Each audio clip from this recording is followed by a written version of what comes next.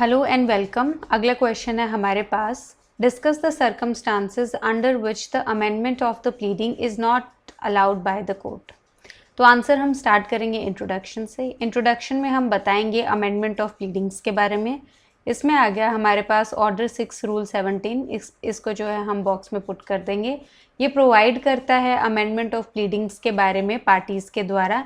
According to this rule जो court है मे allow, मे मतलब यहाँ पे डिस्क्रिशन है कोर्ट की कि वो अलाउ कर सकता है किसी भी पार्टी को जो सूट की है अमेंड करने के लिए अपनी जो है प्लीडिंग को, as may be just for the purpose of. तो किस पर्पज़ के लिए, डिटरमाइन करने के लिए जो रियल क्वेश्चन है डिस्प्यूट में पार्टीज़ के बीच में। ये पावर जो है ये डिस्क्रिशनरी है, जो एक्सरसाइज की जानी चाहिए साउंड मैनर में। फिर आ गया हमारे पास मेन कंटेंट क्वेश्चन का, that is circumstances when amendment can be refuse. जब रिफ्यूज़ की जा सकती है अमेंडमेंट, तो इसमें आ गया पावर जो है कोर्ट की ग्रांट करने के लिए अमेंडमेंट, वो जो है एक्सरसाइज की जानी चाहिए केयर और कॉशन के साथ। तो जो कोर्ट है फॉलोइंग केसेस में जनरली रिफ्यूज़ करता है अलाउ करने के लिए जो अमेंडमेंट है। फर्स्ट केस आ गया इसमें हमारे पास, when amendment is not necessary for the purpose of determining real questions in controversy between the parties। तो जब अमेंडमेंट ज़रूरी नहीं है डिटरमाइन करने के लिए जो रियल क्वेश्चन है कंट्रोवर्सी में पार्टीज़ के बीच में। तो जो लीडिंग केस है इसमें वो है हमारे पास एडविन वर्सेस कोहेन 1889 का केस। यहाँ पे जो है फैक्ट्स हैं इसके, इन दिस केस ए का जो फर्नीचर है वो रॉन्गली मूव किया गया था बी और सी के द्वारा। ए ने सू किया बी को अलोन और ऑब्टेन की जजमेंट उसके फेवर में। ए जो है देन सूट सी, जो after the evidence of A was over apply, तो ए ने उसके बाद सी को सू किया जो ए के एविडेंस ख़त्म होने के बाद अप्लाई किया था अमेंडमेंट के लिए ऑन द ग्राउंड, किस ग्राउंड पे कि जो बी और सी दोनों हैं बीइंग रॉन्ग डूअर्स, दोनों के दोनों जो है रॉन्ग डूअर्स हैं। जो जजमेंट है अगेंस्ट बी के वो बार करती है ए को सू करने के लिए सेम रॉन्ग के लिए। कोर्ट ने जो है डिसअलाउ किया है इस अमेंडमेंट को इस ग्राउंड पे कि ये जो है अमेंडमेंट की गई है ये अवेल करने के लिए की गई है बेनिफिट एक टेक्निकल रूल ऑफ लॉ का, और नेसेसरी नहीं है डिसाइड करने के लिए जो रियल क्वेश्चन है कंट्रोवर्सीज में पार्टीज़ के बीच में। तो ये हमारे पास जो है फैक्ट्स हैं। अगर आपको केस का नाम याद नहीं करना है तो आप जो है सिंपल जो फैक्ट्स जो हैं उनको जो है जिस्ट बना सकते हैं या याद कर सकते हैं उनके, और उसके बाद अपने वर्ड्स में आगे लिख सकते हैं। तो इसमें आ गया हमारे पास कि अमेंडमेंट जो है वो ज़रूरी नहीं थी रियल क्वेश्चन डिटरमाइन करने के लिए, तो यहाँ पे जो है उसको डिसअलाउ कर दिया गया है। नेक्स्ट आ गया हमारे पास, where amendment introduces a totally inconsistent and different case और change the fundamental character of the suit of defence.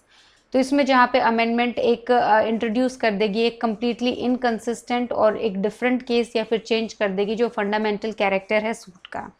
Example में आ गया हमारे पास case, that is Stewart versus North Metropolitan Tramways Corporation 1886 का केस।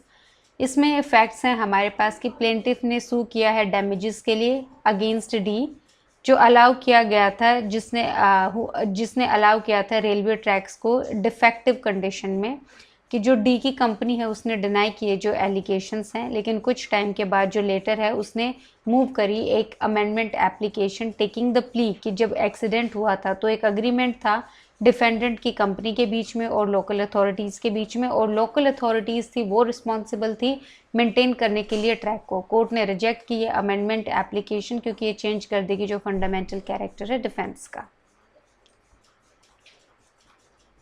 थर्ड है इसमें हमारे पास जहाँ पे takes away from the other side a legal right which accrued in his favour and causes injustice to the other party.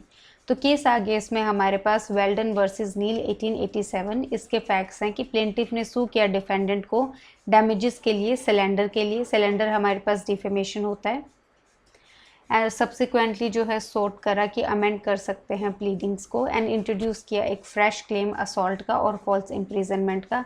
जिस time पे application दी गई थी उस टाइम पे जो क्लेम्स है वो बार किए गए लिमिटेशन के द्वारा, तो अमेंडमेंट जो है वो अलाउड नहीं हुई इस केस में। फोर्थ आ गया हमारे पास जो plaintiff is not made in good faith. तो जब एप्लीकेशन जो है is not made in good faith, कि एप्लीकेशन गुड फेथ में नहीं दी गई है। केस लो आ गया इसमें हमारे पास Pir Gonda Patil versus Kalgonda Patil 1957 Supreme court.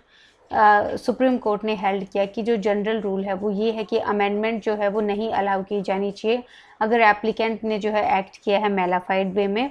तो मैलाफाइड जो है वो इन्फर किया जा सकता है फैक्ट्स और सर्कमस्टांसेस जो है केस के। एग्जाम्पल आ गया इसमें हमारे पास कि अमेंडमेंट जो है एक ऑब्जेक्ट जो है पर्पस है अमेंडमेंट का वो डिले करना है या लीड करना है फर्दर एविडेंस बिना किसी जस्ट कॉज के। नेक्स्ट आ गया इसमें हमारे पास सब्सिक्वेंट जो है इवेंट्स। इसमें आ गया कोर्ट जो है टेक इन कंसिडरेशन कर सकता है, कंसिडरेशन में ले सकता है subsequent events by way of amendment application. और जनरल रूल जो है कि लिटिगेशन डिसाइड की जानी चाहिए on the basis of facts जो एग्जिस्ट कर रहे थे डेट ऑफ सूट पे। हाउएवर हालांकि जो कोर्ट है वो कंसिडरेशन में ले सकता है सब्सिक्वेंट इवेंट्स भी शॉर्ट करने के लिए जो लिटिगेशन है, अवॉइड करने के लिए फर्दर लिटिगेशन और सेफगार्ड करने के लिए जो है राइट्स ऑफ द पार्टीज़ को। 6th आ गया इसमें हमारे पास लैप्स ऑफ टाइम। जो अमेंडमेंट है वो अलाउ नहीं की जानी चाहिए अगर वो रिजल्ट करती है डिफीट करने में जो राइट्स हैं अदर पार्टी के, किस ग्राउंड पे, लैप्स ऑफ टाइम के ग्राउंड पे।